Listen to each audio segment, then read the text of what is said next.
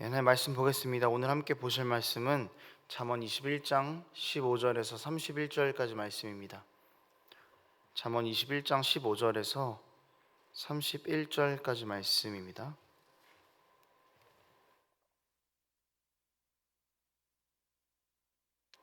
제가 읽겠습니다. 정의를 행하는 것이 의인에게는 즐거움이요 죄인에게는 패망이니라. 명철의 길을 떠난 사람은 사망의 회중에 거하리라. 연락을 좋아하는 자는 가난하게 되고 술과 기름을 좋아하는 자는 부하게 되지 못하느니라. 악인은 의인의 속전이 되고 사악한 자는 정직한 자의 대신이 되느니라. 다투며 성내는 여인과 함께 사는 것보다 광야에서 사는 것이 나으니라. 지혜 있는 자의 집에는 귀한 보배와 기름이 있으나 미련한 자는 이것을 다 삼켜 버리느니라. 공의와 인자를 따라 구하는 자는 생명과 공의와 영광을 얻느니라. 지혜로운 자는 용사의 성에 올라가서 그 성에 의지하는 방벽을 허느니라. 입과 혀를 지키는 자는 자기의 영혼을 환난에서 보전하느니라. 무례하고 교만한 자를 이름하여 망령된 자라 하나니 이는 넘치는 교만으로 행함이니라. 게으른 자의 욕망이 자기를 죽이나니 이는 자기의 손으로 일하기를 싫어함이니라. 어떤 자는 종일토록 탐하기만 하나 의인은 아끼지 아니하고 베푸느니라. 악인의 재물은 본래 가증하거든 하물며 악한 뜻으로 드리는 것이랴. 거짓 증인은 패망하려니와 확실히 들은 사람의 말은 힘이 있느니라. 악인은 자기 얼굴을 굳게 하나 정직한 자는 자기 행위를 삼가느니라. 지혜로도 못하고 명철로도 못하고 모략으로도 여호와를 당하지 못하느니라. 싸울 날을 위하여 마병을 예비하거니와 이김은 여호와께 있느니라. 아멘. 구약 시대에 하나님께서 통치자들에게 가장 관심을 가지셨던 덕목은 바로 정의였습니다. 하나님의 말씀에 순종해야 한다. 하나님의 뜻에 합당한 나라를 만들어야 한다라는 이 말이 우리에게 굉장히 추상적으로 다가올 수가 있습니다. 그 당시 통치자들에게 하나님께서 원하셨던 것인데요. 이 추상적인 것을 구체적으로 드러낼 수 있는 그 통치자의 덕목이 바로 정의였습니다. 정의로운 통치를 함으로써 정의로운 나라를 만들고 하나님의 정의를 드러내는 것이 통치자의 역할이었습니다. 여러분, 정의는요, 알맞는 도리라는 뜻입니다. 그리고 또 합당한 대우를 받는 것이고 한 것에 대해서 정직하게 받는 것, 이제 그런 것들을 의미하는 거죠. 그러니까 벌을 받아야 할 사람은 마땅히 벌을 받는 것이 정의이고 상을 받아야 할 사람이 마땅히 상을 받는 것이 정의입니다. 어떤 것을 얻기 위해서 정직한 대가를 지불하는 것, 그것이 바로 정의이죠. 이 정의는 사람에게도 빗대어서 볼 수 있습니다. 하나님께서는 사람을 하나님의 형상으로 만드셨죠. 그렇다면 사람들은 하나님의 형상으로 이미 존귀한 존재이고 존중받아 마땅한 존재입니다.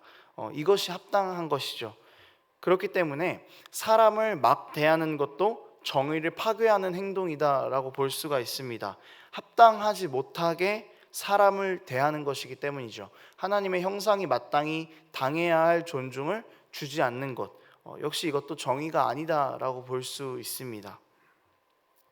이런 점에 있어서 정의는 우리와 먼 이야기가 아닙니다. 법정에서나 쓰는 단어 아니냐, 정직하게 판결을 할 때나 쓰는 단어 아니냐라고 우리가 생각할 수 있지만 사실 정의는 우리의 일상과 너무나 가까이 맞닿아 있다는 것이죠. 그래서 정의를 지키며 살아간다라는 것은 법적인 것들을 뛰어넘는 우리의 일상의 삶까지도 다 포함이 되는 것입니다.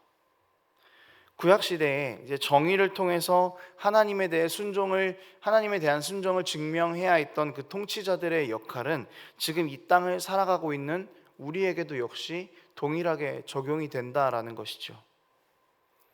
하나님의 말씀에 순종하는 그리스도인이라면 마땅히 하나님의 정의가 이 땅 가운데서 실현되는 것에 관심을 가지고 살아가야 한다라는 것입니다.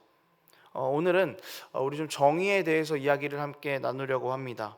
하나님께서 원하시는 그 정의, 그 삶을 사는 우리의 삶은 어떤 것인지 함께 나누고 정의를 행하는 것이 어떤 것인지, 그리고 우리가 또 정의를 왜 행해야 하는지를 함께 나누려고 합니다.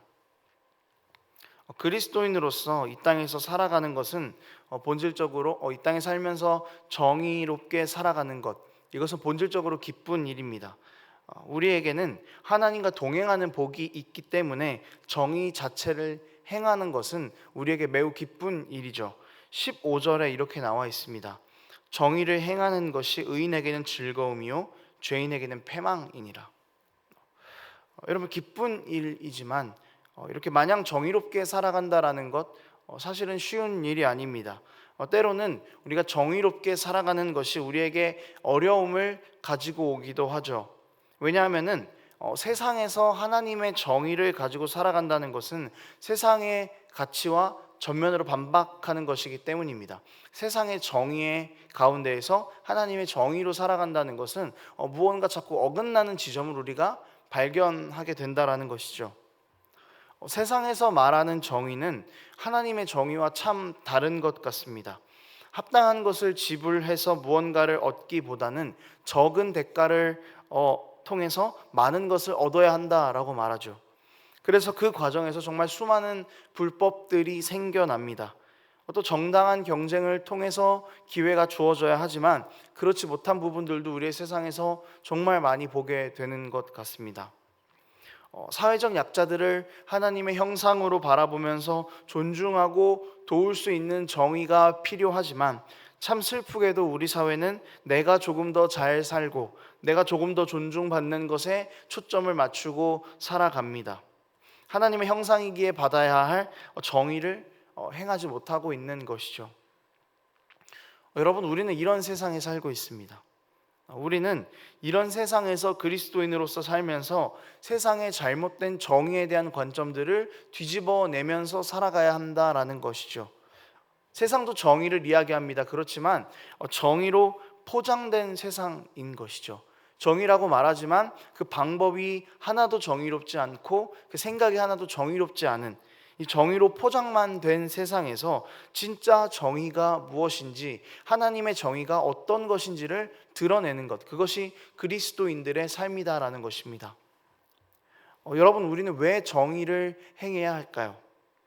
정의를 행하는 것이 이 의인에게는 즐거움이라는 것을 우리가 반드시 붙잡아야 할 것 같습니다. 이 땅에서 세상의 정의와 전혀 다른 정의를 가지고 살아가는 것, 이것은 고난인 것이죠. 쉽게 갈 수 있는 길을 돌아가는 것처럼 보입니다. 적은 것을 가지고 많은 것을 얻는 것, 쉽게 갈 수 있는 길이지만 그 방법이 불법이라면은 그리스도인들은 기꺼이 그 길을 돌아갈 수 있어야 한다라는 것이죠.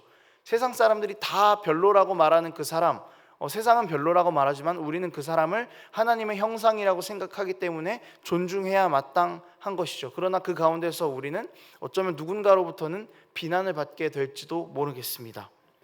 쉽게 갈 수 있는 길을 굳이 돌아서 가는 겁니다. 그 방법이 아니라면. 그렇지만 우리가 이 땅에서 하나님 나라의 정의를 행하면서 살아갈 때에만 하나님의 동행하심을 분명하게 누리게 될 수 있습니다. 왜냐하면 그것이 하나님의 말씀에 순종하는 길이니까요. 미래를 갈망하는 사람, 여러분, 그 사람은요, 내가 살아가고 있는 현재에도 미래가 있으면 좋겠다고 생각합니다. 그렇기 때문에 궁극적으로는 이 땅에서의 삶을 마치고 우리가 가게 될 영원한 정의의 하나님 나라를 이 땅에서 우리가 정의를 행함으로 소망하고 보고 싶어 한다라는 것이죠. 그렇기 때문에 하나님 나라가 완전한 정의의 나라다라고 믿고 있는 우리에게, 그 나라에 거하고 싶은 우리에게 이 땅에서 하나님의 나라를 소망하면서 하나님의 나라를 조금이라도 보기 원해서 발버둥치는 정의의 모습이 우리에게는 반드시 필요하다라는 것이죠. 또한 이렇게 정의를 행하는 것 가운데에서 우리가 반드시 기억해야 할 것 하나는 우리가 하나님의 정의의 수혜자이기 때문입니다. 여러분, 우리는 죄인입니다. 죄인인 인간이 의인이 되기 위해서, 죽은 인간이 생명으로 옮겨가기 위해서 반드시 무언가를 지불했어야 했습니다.